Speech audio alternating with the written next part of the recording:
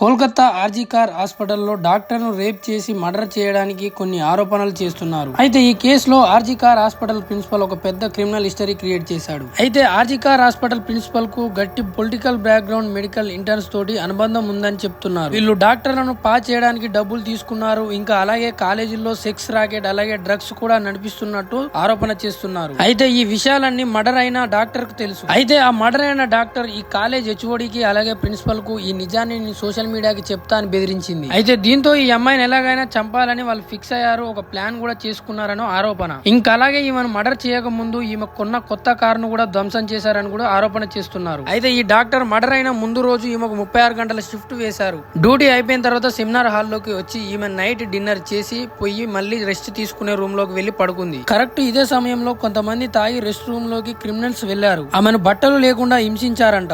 ఇంకా అలాగే వాళ్ళతో పాటు మహిళా పట్టభద్రురాలు కూడా ఆమె చేతులు కట్టడానికి సహాయం చేసింది అంటున్నారు. వాళ్ళు ఆమె ఈపు మీద బూట్లతో నడిచారు. ఇంకా అలాగే పుర్రె పగలగొట్టారు. తర్వాత కట్టి బొక్క, ఆ తర్వాత రొమ్ము బొక్క విరగొట్టారని కూడా చెప్తున్నారు. ఇంకా ఆమె గోర్లు కొరకడం, ఆమె ప్రైవేట్ పార్ట్స్ ని కొరకడం, ఆమెను ఇంకా ఉక్కిరి బిక్కిరి చేశారని కూడా ఆరోపణ చేస్తున్నారు. ఇదంతా చేసిన తర్వాత ప్రస్తుతం నిర్బంధంలో ఉన్న బలి పశువులు ఆమెపై అత్యాచారం చేశారు. అందుకే ఆమె విజయనాలో 150 గ్రాముల సెమెన్ దొరికింది. ఇదంతా అయిన తర్వాత వారు సాక్ష్యాలను తొలగించడానికి తమ శాయశక్తులా ప్రయత్నించారు.